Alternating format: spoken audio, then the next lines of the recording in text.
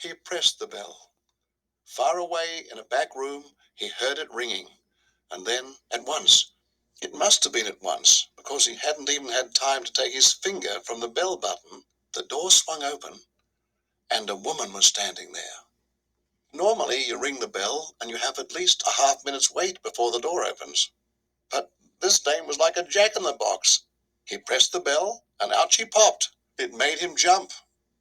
She was about 45 or 50 years old, and the moment she saw him, she gave him a warm, welcoming smile.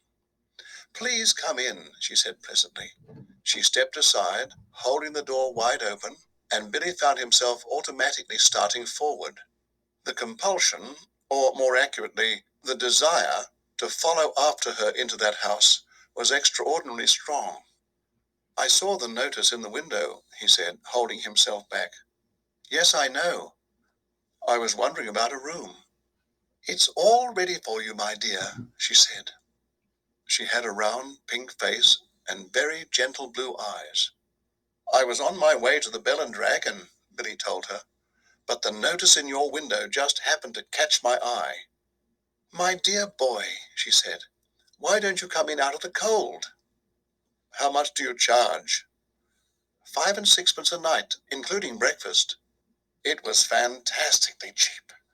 It was less than half of what he'd been willing to pay. "If that is too much," she added, "then perhaps I can reduce it just a tiny bit. Do you desire an egg for breakfast? Eggs are expensive at the moment. It would be 6pence less without the egg." "5 and 6pence is fine," he answered. "I should like very much to stay here." "I knew you would. Do come in." She seemed terribly nice. She looked exactly like the mother of one's best school friend, welcoming one into the house to stay for the Christmas holidays. Billy took off his hat and stepped over the threshold. "Just hang it there," she said, "and let me help you with your coat." There were no other hats or coats in the hall. There were no umbrellas, no walking sticks, nothing. "We have it all to ourselves," she said, smiling at him over her shoulder as she led the way upstairs. "You see, it isn't very often I have the pleasure of taking a visitor into my little nest." The old girl is slightly dotty, Billy told himself, but at 5 and 6pence a night, who cares about that? "I should have thought you'd be simply swamped with applicants," he said politely. "Oh, I am, my dear, I am. Of course I am. But the trouble is that I'm inclined to be just a teeny-weeny bit choosy and particular, if you see what I mean." Yes. But I'm always ready. Everything is always ready, day and night in this house, just on the off chance that an acceptable young gentleman will come along. And it is such a pleasure, my dear, such a very great pleasure, when now and again I open the door and I see someone standing there who is just exactly right.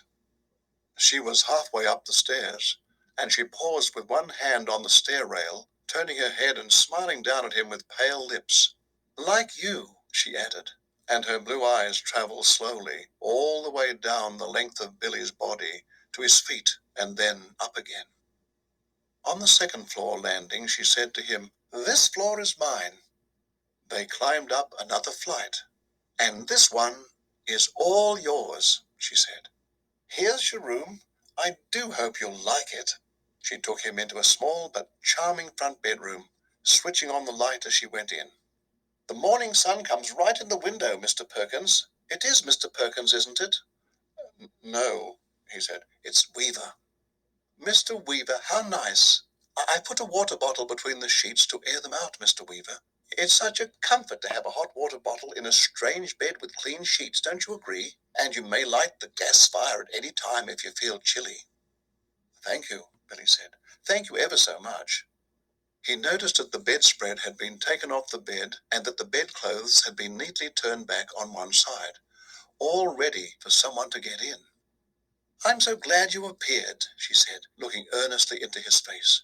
"I was beginning to get worried." "That's all right," Billy answered brightly.